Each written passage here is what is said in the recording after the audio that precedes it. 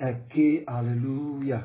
Shout hallelujah. Àdúrà òwúrọ̀ fún ọ̀sẹ̀ titun. Morning prayer for the new week. Gbogbo ògo la fún Ọlọ́run wa láàárọ̀ yìí. All glory belongs to God. Ẹni tó tún jẹ́ kí ojú wa rí ìmọ́lẹ̀ alààyè He lónìí. who has God of the land of the living today. Ògo ni fún orúkọ rẹ̀. Glory be to his name. Ká tó tẹ̀síwájú nínú àdúrà wa. Before we proceed in our Ẹ prayer, jẹ́ á lọ yin ọba àwọn ọba. let's praise the kings of Ẹ kings. jẹ́ ká forí dúpẹ́ lọ́wọ́ rẹ̀. Let's sing to his name. Olúwa, Olúwa wa, orúkọ rẹ̀ ti níyì tó ní gbogbo ayé. Orúkọ rẹ̀ ti níyì tó Olúwa wa, Olúwa wa, orúkọ rẹ̀ ti níyì tó ní gbogbo ayé. Orúkọ rẹ̀ ti níyì tó Olúwa, Olúwa wa, orúkọ rẹ̀ ti níyì tó ní gbogbo ayé. Orúkọ rẹ̀ ti níyì tó Olúwa, Olúwa wa, orúkọ rẹ̀ ti níyì tó ní gbogbo ayé. Orúkọ rẹ̀ ti níyì tó. Ọba tá kò lè rọ̀ lóyè, alágbára tá kò lè ṣẹ́gun ni. Ìjọba rẹ̀ dùn mọ́ mi yéye òó. Máa jọba lọ, Olúwa jọba lọ. Máa jọba lọ. Olúwa, Olúwa, máa jọba lọ. Lórí ayé wa, jọba lọ. Olúwa, máa jọba lọ. Olúwa, ọba tá kò lè rọ̀ lóyè, alágbára tá kò lè ṣẹ́gun ni. Ìjọba rẹ̀ dùn mọ́ wa yéye òwò. Máa jọba lọ, Olúwa.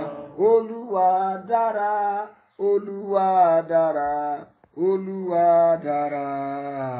Ó dára, Olúwa dára, Olúwa dára, Olúwa dára o. Ó dára, Olúwa dára o.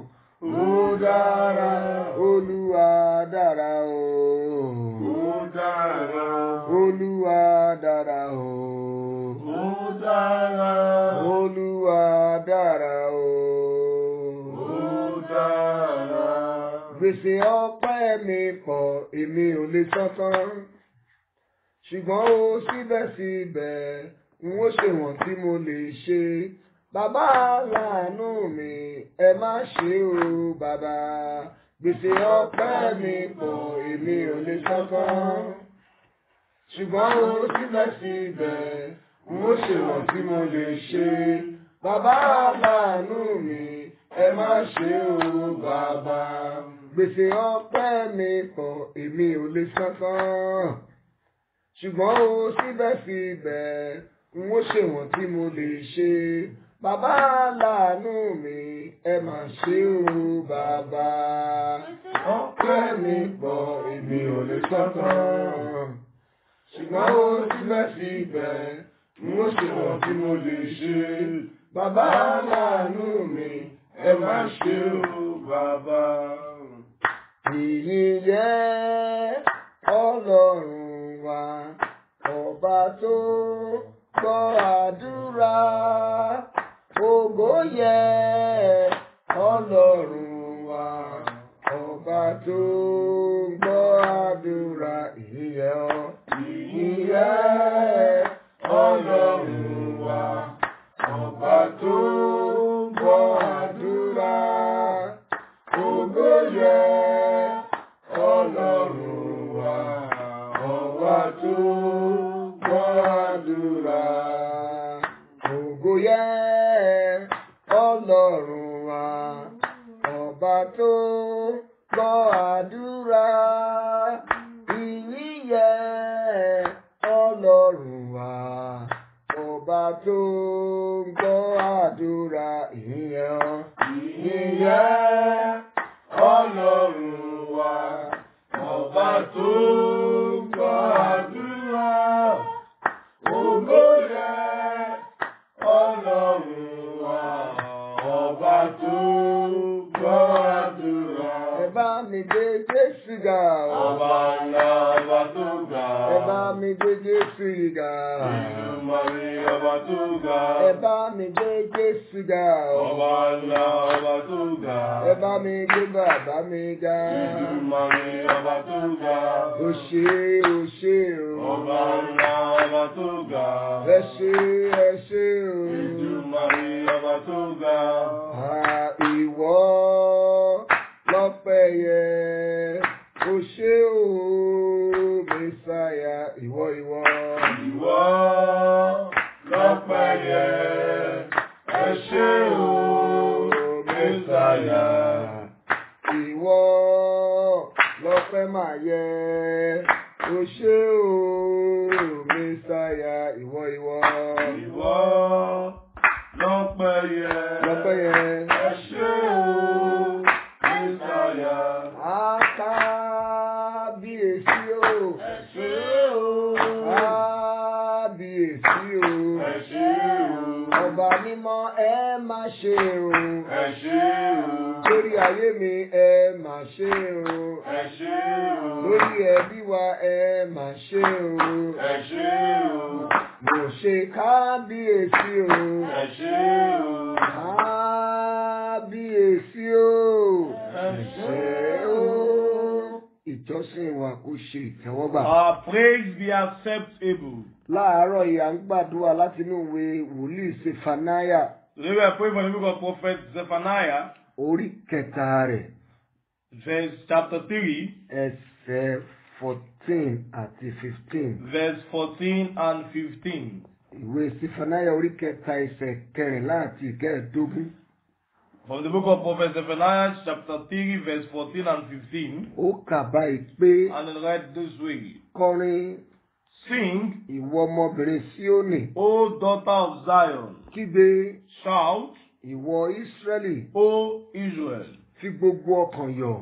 Be glad and rejoice with all your heart, Kí inú rẹ kí ó dùn. and with all your heart, Ìwọ ọmọbìnrin Jerúsálẹ́mù. O daughter of Jerusalem. Olúwa ti mú ìdájọ́ rẹ wọn nì kúrò. The Lord has taken away your judgment. Ó ti ti ọ̀tá rẹ jáde. He has cast out your enemy, Ọba Ísírẹ́lì. the King of Àní Israel. Olúwa ń bẹ láàrin The rẹ. Lord is in your midst. Ìwọ kì yóò rí ibi mọ́. You shall see disaster no Jẹ́ more. kí n ka ọ̀rọ̀ yẹn lẹ́ẹ̀kan sí. Let me read again. Ìwé Sefanaya orí kẹta The book of Zephaniah chapter 3, ẹsẹ̀ kẹrìnlá dé ìkẹrìndógún. verse 14 and 15. Kọrin ìwọ ọmọbìnrin Síónì. Sing, O daughter of Zion. Kígbe ìwọ Ísírẹ́lì. Shout, O Israel. Fi gbogbo ọkàn yọ̀.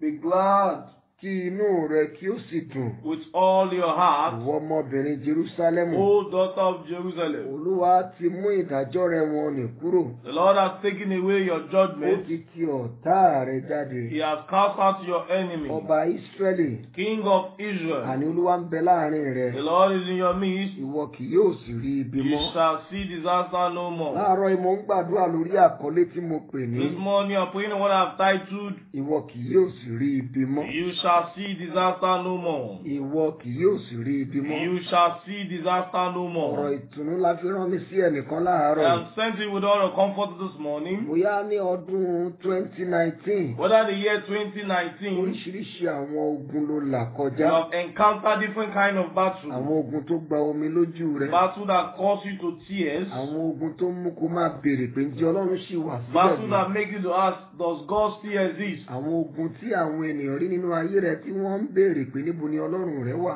Battle that people see in your life and ask, where is your Bóyá God? lọ́dún tó kọjá o ní àkọsílẹ̀ àwọn ibi kan tàbí òmíràn. Last year, did you have record of evils?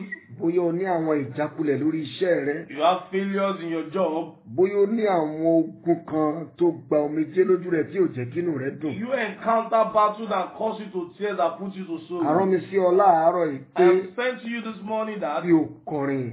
you should sing. Ó ní kọrin. That sing, Ìwọ ọmọbìnrin Síónì. daughter of Zion. Ẹni tó ń kọrin ẹni tínú rẹ dùn ni. Someone that is singing is someone that is happy. Lọ́dún yìí Olúwa yóò dùn ọ́ nínú. This year the Lord shall please you. Bí o ti ń lọ nínú ìrìn àjò rẹ lọ́sẹ̀, Olúwa yóò dùn ọ́ nínú. Back in your journey, the Lord shall make you happy. Àwọn ìṣẹ̀lẹ̀ tó mú kí èèyàn bú sí orin ayọ̀. Incident that make one cry for joy. Ọlọ́run yóò darí rẹ̀ sí The ọlọ́dún. Lord shall direct them to your Ó path. ní kọrin ìwọ ọmọbìnrin Síónì. Then sing, O daughter of Zion.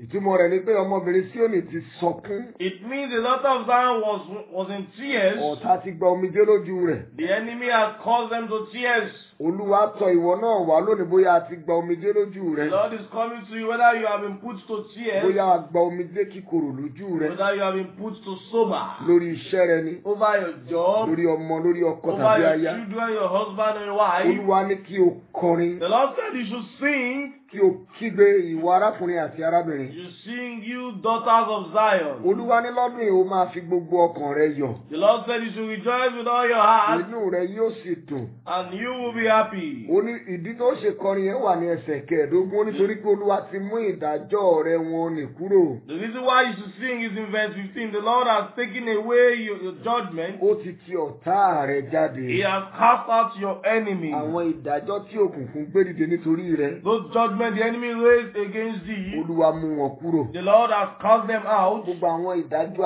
apurọ́mọ́ni takoni. Every judgment lying against one, antagonizing Olúwa mú you, wọn kúrò. the Lord has cast them out. Lọ́dọ̀ àwọn olórin tá a ti bà ọ́ jẹ́. Before your helper that you have been said bad about, Olúwa kọjá lọ síbẹ̀ lónìí ó lọ tún wọn ṣe the Lord níbẹ̀. go there and repair you. Gbogbo ìdájọ́ kí ìdájọ́ àwọn ìdájọ́ tó ní àwọn ẹjọ́ tó ní ní kóòtù lọ́dún yìí, Ọlọ́run dá ọ láre. Every judgment you have in the court, the Lord justify you. Ó ní ó ti ti ọ̀tá rẹ jáde. That he has cast out your enemy. Bẹ́ẹ̀ ni àwọn tó dúró bí ọ̀tá rẹ tán láwọn ò ní padà. Those that stand in front of your enemy say they will not relent. Táwọn ò ní yọwọ́ kúrò lọ́rọ̀ rẹ. And they will not relent over your Lọ́dún case. yìí Olúwa fúnra rẹ̀ yóò kọlù wọ́n. This year the Lord himself shall smite them. Ọ̀rọ̀ Olúwa wípé Olúwa ti mú ìdájọ́ rẹ wọn nì kúrò. That the Lord has cast away that Ó judgment. ti ti ọ̀tá rẹ jáde. He has cast out your Ọba enemy, Ísírẹ́lì. the enemy of Ó ní Israel, ọba Ísírẹ́lì. the king of Ó ní Israel. àní Olúwa ń bẹ láàrin The rẹ. Lord is in your midst. Ìwọ kì yóò sì rí ibi You mọ́. shall see disaster no Àwọn more. ibi tó ti rí sẹ́yìn yẹn.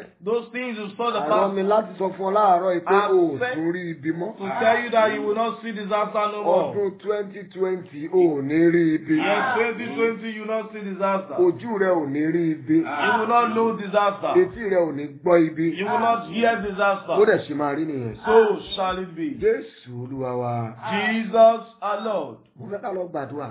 I want us to pray. Ó ní kọrin ìwọ ọmọbìnrin Síónì. To sing, O daughter of Zion. Lórúkọ Jésù ní ìgbà mẹ́ta. Call Jesus 3 Ní times. bàbá mi o. Say, my Mo Father, dúpẹ́ lọ́wọ́ rẹ. I thank you. Tóró máa forin ọpẹ́ sèmi náà lẹ́nu lọ́dún yìí. Songs of over my mouth this Ó yẹ year. gbàdúrà. Yeah. Orúkọ In the Jésù. name of Orúkọ Jesus. In the Jésù. name of Jesus. Orúkọ In the name of Jésù. Jesus. Bàbá mi o. My Father. Olúwa mo dúpẹ́ lọ́wọ́ Lord, rẹ. I thank Tóró you. máa fi orin ọpẹ́ And you sèmi give lẹ́nu songs lọ́dún of yìí. thanksgiving this Bí mo year. ti ń rìnrìn àjò As mi I lọ am back in my journey nínú ọdún yìí, this year, nínú oṣù this yìí, month, àti nínú ọ̀sẹ̀ and yìí. this week, Mo dúpẹ́ lọ́wọ́ rẹ Olúwa o. I thank you, Torí God, kó fi orin ọpẹ́ that sèmi you lẹ́nu. put song of O thanksgiving to ṣé my mouth. bàbá Thank mi. you, Torí Father. kó fi orin ọpẹ́ I sèmi give lẹ́nu. you song of O ṣé o. thanksgiving. Thank you, O ṣé Father. o. Thank O you. ṣé o. Thank O you. ṣé o. Thank you. Gbọ́ àdúrà. Yeah, prayer. Ní orúkọ Jésù Kristì Olúwa wa. Jesus Christ our Lord. Lórúkọ Jésù ní ìgbà mẹ́ta. Call Jesus 3 Olúwa bí times. mo ti ń rìnrìn àjò mi lọ nínú ọ̀sẹ̀ yìí. Lord, as I embark in my journey this week, Àwọn ẹ̀ṣẹ̀ tí ò ní jẹ́ kí n kọrin ọpẹ́. sin that will not cause me to sing for thanksgiving. Olúwa mú wọn kúrò nínú ayé mi kó dáríjì mi. Lord, take it away in my life and forgive me. Ó yẹ já gbàdúrà. Yeah. Orúkọ In the Jésù. name of Jesus. Orúkọ In the Jésù. name of Jesus. Orúkọ In the name of Jésù. Jesus. Bàbá mi My o. Father. Bí mo ti ń rìnrìn àjò As mi I lọ embark in my journey lọ́sẹ̀ this yìí week, àti lóṣù and yìí. this month, Ọlọ́run àwọn ọmọ Lord of ogun. hosts, Ẹ̀ṣẹ̀ tí ò ní jẹ́ kí n kọrin sin ọpẹ́. that will not cause me to sing Olúwa for mú wọn kúrò time, lọ́nà mi. Lord, take it away Mú wọn from kúrò nínú me. ayé mi. Lord, take it away my Kó o life sì dáríjì mi. and forgive Mú ọ me. kúrò nínú ayé mi. Take it away my Kó o sì life dáríjì mi. and forgive me. Mú ọ kúrò nínú ayé Take mi. it away my Kó o life sì dáríjì and mi. forgive me.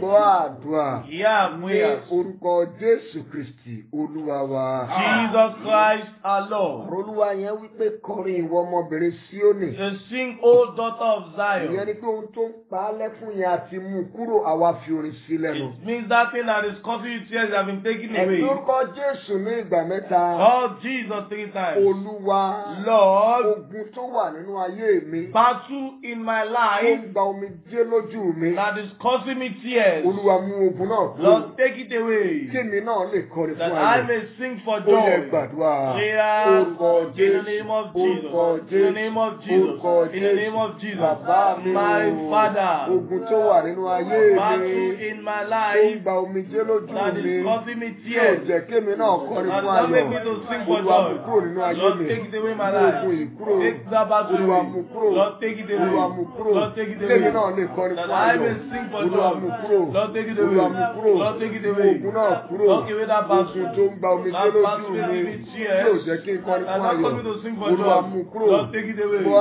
àdúrà. Hear prayer. Jésù Olúwa wa. Jesus our Lord. Olúwa wípé kígbe ìwọ Ísírẹ́lì. Say, shout, O Kí Israel. gbogbo ọkàn rẹ yọ̀. Be glad with all your hearts. Olúwa bí mo ti ń lọ nírìn àjò mi lọ́dún tuntun yìí. Lord, as I embark in my journey this new year, Lóṣù yìí àti lọ́sẹ̀ this yìí. month and this week, Olúwa jẹ́ kí n fi gbogbo ọkàn mi yọ̀ níwájú rẹ̀. let me rejoice with all my heart Má before jẹ́ ní you. àkọsílẹ̀ ìbànújẹ́. Don't let me have record of Ó evil. yẹ gbàdúrà. Yes, Orúkọ in the name of Jésù. Jesus. Bàbá mi o. My Father. Olúwa bí mo ti ń rìnrìn àjò Lord, mi as lọ I lọ́dún embark in my yìí. journey this Lọ́sẹ̀ week, yìí àti this lóṣù month and yìí. this year, Jẹ́ kí n fi gbogbo ọkàn mi let yọ̀ me níwájú rejoice rẹ̀. with all my heart Má before jẹ́ ní you. àkọsílẹ̀ Don't let me ìbànújẹ́ have record kankan. of evil. Má jẹ́ ní àkọsílẹ̀ ibi kankan. Don't let me have record Jẹ́ of kí evil. gbogbo ọkàn mi yọ̀ Let me níwájú rẹ̀. rejoice with all my heart before Jésù you. ọmọ Ọlọ́run. Son of Jẹ́ kí God. gbogbo ọkàn mi yọ̀ Let me níwájú rẹ̀. rejoice with all your Má my jẹ́ ní heart. àkọsílẹ̀ Don't ibi let me have kankan. record of good Gbọ́ evil. àdúrà. Yeah, prayers. Jésù Olúwa wa. Jesus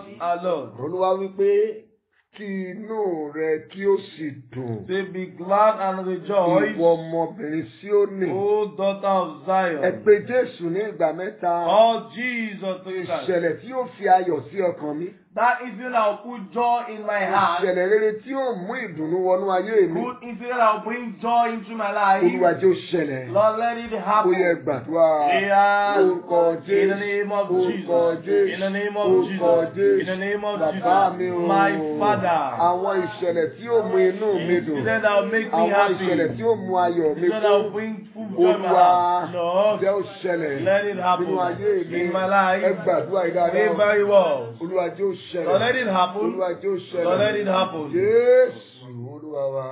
Jesus our Lord. Máa ṣàìmúnú mi dùn. Máa ṣàìmáyọ̀ mi kún. Máa ṣàìmúnú mi dùn. Olúwa máa ṣàìmáyọ̀ mi kún. Torí mo gbẹ́kẹ̀lé ọ.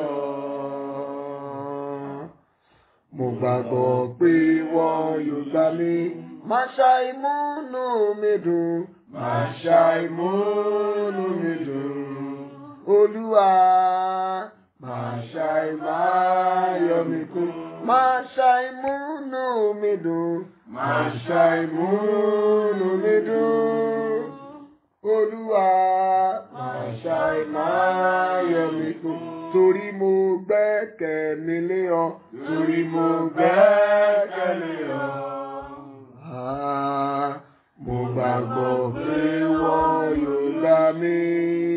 Ọ̀rọ̀ Ọlọ́run yẹn wí pé What God says, kí inú rẹ kí ó sì dùn. that you may rejoice in Ìwọ your heart. ọmọbìnrin Jerúsálẹ́mù. O daughter of Olúwa Jerusalem. àwọn ìṣẹ̀lẹ̀ tí ó fi ayọ̀ sí ọkàn mi. Incident that will bring joy in my Àwọn heart. ìṣẹ̀lẹ̀ tí ó mú ayọ̀ mi kún. Incident that will make my joy to be Àti àwọn full. ìṣẹ̀lẹ̀ tí ó mú inú mi dùn. Incident that will make me Bí happy. mo ti rìnrìn àjò mi lọ lọ́dún yìí lọ́sẹ̀ yìí As lóṣù I yìí. embark in my journey this week, this year, this Olúwa month, jẹ́ ó ṣẹlẹ̀ fún Lord, mi. let it happen to Ó me. yá gbàdúrà rẹ̀. Prayers. Orúkọ In the Jésù. name of Orúkọ orúkọ In the name of Jesus. orúkọ In the name of Jesus. bàbá mi My o Father. Olúwa bí mo ti ń rìnrìn àjò As mi I lọ pass lọ́dún my yìí journey this lóṣù week, àti this lọ́sẹ̀ month and yìí this year, àwọn ìṣẹ̀lẹ̀ tí yóò mú inú mi that will dùn make me happy. ìṣẹ̀lẹ̀ tí Incident yóò mú ayọ̀ mi that kún will make my joy Olúwa full. ṣe fún mi Lord, do it Olúwa for me. ṣe Lord, do it. Olúwa ṣe Lord, do it. Olúwa ṣe Lord, do it. Olúwa ṣe Lord, do it. Olúwa ṣe Lord, do it. gbọ́ àdúrà Hear prayer. Jésù Kristi Olúwa wa. Jesus Christ our Mo Lord. sọ sí ayé rẹ bí ìránṣẹ́ Olúwa. I speak to your life as a Bí servant o of ti God. rìnrìn àjò rẹ lọ nínú ayé As you lọ́sẹ̀ embark yìí, in your journey this week, lóṣù yìí, this month, àti nínú ọdún yìí, and this year, àwọn ìṣẹ̀lẹ̀ rere a good tí yóò incident mú inú rẹ dùn. that will make you Àwọn happy. ìṣẹ̀lẹ̀ tí yóò fi ayọ̀ sí ọkàn rẹ. Incident that will bring joy to Bí your àmì heart. rẹ bá pé mẹ́ta, If your amen can be irú given, ìṣẹ̀lẹ̀ bẹ́ẹ̀ such nínú incident ayé rẹ, in your life, nínú ilé rẹ, in your home, níbi iṣẹ́ rẹ, as a place of work, Olúwa fàyè gbà. the Lord permits it. Amen. Amen. In the name of Jesus. Ẹsẹ̀ kẹ́ẹ̀dógún ọ̀rọ̀ Ọlọ́run tí a ń kà. Verse 15, the scripture we are reading. Zephaniah chapter 3 verse 15. Zephaniah chapter 3, verse 15. Ó ní Olúwa ti mú ìdájọ́ rẹ wọn nì The kúrò. Lord has taken away your Ó ti judgment ti ọ̀tá rẹ and jáde. cast out your enemy. Olúwa ti mú ìdájọ́ rẹ wọn nì The kúrò. Lord has taken away the judgment. Ẹ̀dùnkọ Jésù lẹ́ẹ̀kan tó. Call Jesus Wà ní once. bàbá mi Say, o. my Father, Gbogbo ìdájọ́ òkùnkùn every judgment of lórí ayé darkness mi. over my life, Ìdájọ́ òkùnkùn judgment of lórí darkness iṣẹ́ mi. over my Àti job, lórí ẹbí mi. and over my family. Láàárọ̀ yìí, This morning, Olúwa fagilé. Lord, cancel Kò it yí dànù. and take it Ó away. yá gbà. Prayers Orúkọ in the name Jésù. of Jesus. Bàbá mi My o. Father, Gbogbo ìdájọ́ òkùnkùn judgment of lórí darkness ayé mi, over my life, lórí àwọn ọmọ mi, over my children, lórí ẹbí mi, over my family, lórí iṣẹ́ mi, over my job. ìdájọ́ náà Olúwa fagilé, Lord, cancel that judgment. Olúwa fagilé, Lord, cancel it. Olúwa fagilé, Lord, cancel it. fagilé, Cancel it. yí dànù, Cancel it. fagilé, Cancel it. yí dànù, Cancel it. fagilé, Cancel it. yí dànù, Cancel it. ìdájọ́ òkùnkùn Judgment of lórí darkness ẹbí mi, over me and my Olúwa family. yí dànù, Lord, take it nínú away. ìpàdé In òkùnkùn the meeting of tí wọ́n ti ń darkness, ṣe ìdájọ́ lórí mi, lórí ẹbí mi, Olúwa tú wọn ká, ní ìdájọ́ òkùnkùn dànù. cast away the Gbọ́ judgment of darkness. àdúrà wa. Yeah, prayers. Jésù Olúwa wa. Jesus our Lord. Ó ní Olúwa ti mú ìdájọ́ rẹ̀ wọn nì kúrò. So the Lord has taken away the Ó judgment. ti ti ọ̀tá rẹ̀ jáde. He has cast out your Ẹ enemy. pé Jésù olùgbàlà lẹ́ẹ̀kan. Call Jesus Bàbá once. mi o. My Father, Ohunkóhun tó dúró bí ọ̀tá mi. whatsoever that is standing in form of my enemy, Olúwa lé wọn jáde kúrò nínú ayé Lord, mi. cast them away in my life. Gbogbo ọ̀tá tó dojú ìjà kọ mí. Every enemy are waging war to Gbogbo me. ọ̀tá tó ń rán ogun sí mi. Every enemy releasing battle. Gbogbo ọ̀tá tó ń fogun jà mí. Every enemy afflicting me. Olúwa dìde ògo sí wọn Lord, lónìí. arise against Kó o them sì today yanjú wọn. and Ó settle yẹ them. gbàdúrà bẹ́ẹ̀. Yes, Orúkọ in the name Jésù. of Jesus. Bàbá mi o. My Father, Gbogbo ọ̀tá tó dìde sí mi. every enemy arise Tó against fogun me, jà mí. afflicting Tó me, dá ọ̀nà mi rú. that is on my Olúwa path. kọlù. Lost my Olúwa them. kọlù. Lost my Olúwa them. kọlù. Lost my them. Olúwa kọlù. Lost my them. Olúwa kọlù. Lost my them. Olúwa kọlù. Lost my them. Olúwa kọlù. Lost my them. Ẹnikẹ́ni tó fi ara rẹ̀ sí ọ̀tá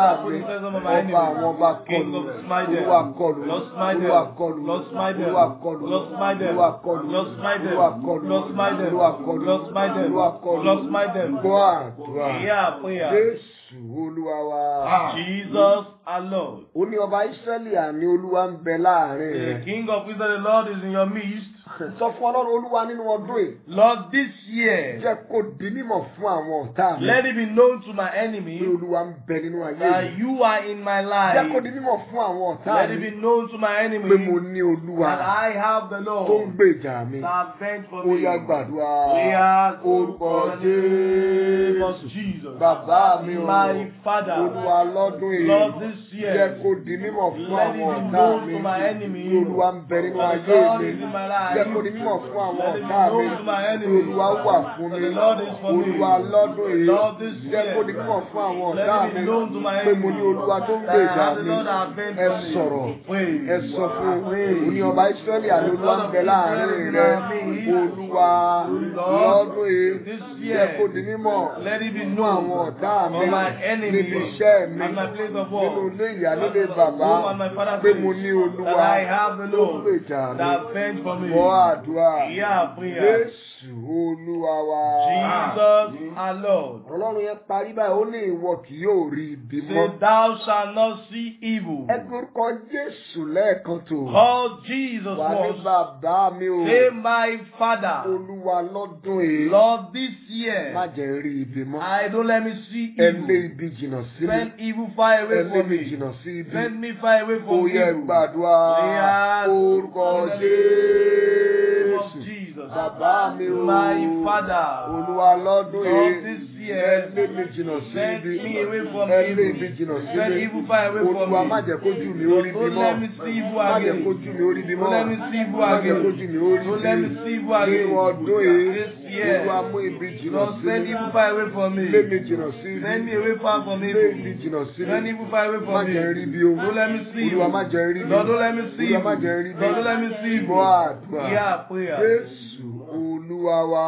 Jesus our Lord. A ó sọ fún Ọlọ́run. Oh, talk to God. Olúwa èmi ò rin ọdún yìí rí. Lord, I have not journeyed this Bẹ́ẹ̀ ni year. mi ò rin oṣù yìí rí. I have not journeyed this month Bẹ́ẹ̀ ni mi before. ò rin ọ̀sẹ̀ I yìí have rí. not journeyed this week Olúwa before. ṣáájú mi lọ sínú Lord, ọdún yìí. go before me this year. Ṣáájú mi lọ sínú oṣù yìí. Go before me this month. Ṣáájú mi lọ sínú ọ̀sẹ̀ Go yìí. before me this week. Gbogbo ibi, Every evil, gbogbo ìdààmú every trouble, àti ìbànújẹ́ every sorrow, tí ọ̀tá pèsè kalẹ̀ fún mi. and the enemy has kept down for me. Olúwa yí wọn dànù. Lord, cancel them. Olúwa yí ilé ọ̀tá náà Lord, lórí. throw it over to the enemy. Oyè gbàdúrà. Yes. Orúkọ Jésù. Of Jesus. Bàbá mi o. My Father. Olúwa ṣáájú mi lọ Lord, sínú go ọdún before me yìí. this year. Sínú oṣù yìí. This month. Sínú ọ̀sẹ̀ This yìí. week. Ibi gbogbo. Every Tí evil ọ̀tá ti palẹ̀ ogun that mọ́ the fún enemy mi. has kept down for Tí me. wọ́n ti tọ́jú ibi That fún has mi. kept down evil Tí for wọ́n me. ti tọ́jú That ìdààmú has fún kept mi. down trouble for Tí me. wọ́n ti tọ́jú ìbànújẹ́ That has lè kept mi. down sorrow for me. Olúwa yí dànù. Lord, cancel it. Kọjá lọ síbẹ̀ kó Lord, yí come dànù. down and cancel it. Kó yí ilé ọ̀tá náà Lord, throw it lórí. over to the enemy. Gbọ́ àdúrà. Yeah, prayer. Jésù Olúwa wa. Jesus our Lord. Mo sọ ní orúkọ Olúwa bí o ti ń lọ nínú ìrìn àjò rẹ lọ́dún tuntun I yìí. speak as you embark in your journey this new week, Lóṣù yìí àti lọ́sẹ̀ this yìí, month and this week. ó kọrin fún ayọ̀. You shall sing for joy. Ṣàmì dáadáa, mo ní ó kọrin fún ayọ̀. You shall sing for joy. Àwọn ìṣẹ̀lẹ̀ tó ń gba omijé lójú ènìyàn. Incident that bring tears to one, Olúwa lé jìnnà the sí Lord ọ. send it far away from you. Àwọn ìṣẹ̀lẹ̀ tí yóò mú inú rẹ dùn. Incident that will make you happy, Ìṣẹ̀lẹ̀ tí yóò fi adùn sí ọkàn rẹ. that will bring joy to your heart. Lórúkọ Olúwa yóò ṣẹlẹ̀ nínú The ayé name of the rẹ. Lord it will happen in your life. Lórí àwọn ọmọ rẹ yóò ṣẹlẹ̀. Over your children it will Lórí happen. ọkọ lórí aya yóò ṣẹlẹ̀. Over your children it will happen. Mo sọ ọ́ bí ọ̀rọ̀ Olúwa ti sọ ọ́ láàárọ̀ yìí. I speak as the word of God this Ó ní morning. Olúwa ti mú ìdájọ́ rẹ wọn nì The kúrò. Lord has taken away the Ó ti fi judgment. ọ̀tá rẹ jáde. He has cast out your Gbogbo enemy. ìdájọ́ òkùnkùn Every judgment of lórí darkness rẹ, over you, lórí ọmọ rẹ, over your lórí children, iṣẹ́ rẹ, over your job, lórí ìgbéyàwó rẹ, over your marriage. ìdájọ́ wọn Olúwa fagilé. The Lord cancel that judgment. Níbikíbi tí wọ́n mú ẹjọ́ rẹ lọ Wherever they take your case to láti ṣe ọ́ níbi, to afflict you, iná àti àrà Olúwa kó tú wọn thunder kábẹ̀. upon the Lord shall scatter them. Ẹnikẹ́ni tó dúró bí ọ̀tá Anyone standing in form of tó enemy, nawọ́ ogun sókè kó wọn ó fi nà ọ́ and lọ́dún the yìí. hand of battle this to afflict Tó lóun ó you. fi na àwọn ọmọ He rẹ shall afflict your ní children. orúkọ Olúwa In the name of the yóò Lord, fi na ara he rẹ̀. shall afflict himself. Lọ́dún yìí ò ní rí ibi. This year you will not know evil. Wàá jìnà sí ibi. You shall be far from Ibi evil. á jìnà sí ọ. Evil shall be far from Ìrìn you. àjò àánú ló rìn lọ́sẹ̀ You yìí. shall journey with mercy. Bẹ́ẹ̀ ló dẹ̀ ṣe máa rí o. So shall it be. Ní orúkọ Jésù Kristì Olúwa wa. Jesus Christ our Lord. Àmín ní orúkọ Jésù. Èmi ni ìránṣẹ́ Ọlọ́run Túndé Bámigbóyè. I am Pastor Tunde Bamigboye. Fún ìrànlọ́wọ́ àdúrà, For help in ẹ prayer, lè pè sórí nọ́mbà you yìí. can call on this number 080 080 238 238 126 126 85. 85. Àbí kẹ́ ẹ fi ímeèlì ṣọwọ́ Or you can send for to our email sí pastortunde@gmail.com. pastortunde@gmail.com. Bákan náà, tẹ́ bá fẹ́ máa gbádùn àwọn àdúrà wa sí lójoojúmọ́, If you want to enjoy our daily ẹ prayers, lọ sórí YouTube kẹ́ ṣàwárí Pastor Túndé Bámigbóyè. go to our YouTube page, type Pastor Tunde Bamigboye. Àti ní over 660 something prayers We have up to 650 something tó o prayers lè fi gbàdúrà, that you can pray with, tó o lè fi ṣèṣọ́ òru, that that you can hold vigil with. Ohunkóhun tó bá ń là kọjá lọ síbẹ̀ wàá rí tó bá ń tó ń là kọjá. Whatever you are passing to go there, you find prayers that are related to your Bákan náà, issues. ṣe bá fẹ́ máa gbádùn àwọn àdúrà yìí lórí Facebook You lójoojúmọ́. want to enjoy these prayers daily on our Facebook Ẹ page. join Yorùbá prayer team wa lórí Facebook. Join the Yoruba prayer team on Facebook Kí ẹ fi orúkọ yín ṣọwọ́ síbẹ̀. and send forth your name. A ó sì gbà yín You will be acceptable sínú ẹgbẹ́ náà. into that group. Ẹ ó sì máa gbádùn àwọn àdúrà yìí And lójoojúmọ́. you will enjoy our daily prayers. Bákan náà rí pé o fi àdúrà yìí ṣọwọ́ sí àwọn ẹbí rẹ, ọ̀rẹ́ Make rẹ. sure you send this prayer to your friends and Ó relatives. dá mi lójú pé lọ́sẹ̀ I yìí am sure this week Olúwa yóò dùn ọ́ the nínú. Lord shall make you Bẹ́ẹ̀ ló happy. dẹ̀ ṣe máa rí o. So shall it be. Ní orúkọ Jésù Kristì Olúwa wa. Jesus Christ our Lord. Orí ọ̀fẹ́ lápapọ̀. The grace of the Lord Jesus Christ, Ìfẹ́ the nínú love ti of Ọlọ́run. God, Dàpọ̀ tí and the ẹ̀mí fellowship mímọ́ of the Holy kó Spirit sọ̀kalẹ̀ be with kó us máa bá a gbé now láti sin and lọ forevermore. àti títí láéláé. Amen. Àmín. Amen. Lórúkọ In the Jésù. name of Hallelujah méje. Hallelujah. Hallelujah. Hallelujah. Hallelujah. Hallelujah. Hallelujah. Hallelujah. Pariwo fire. Fire.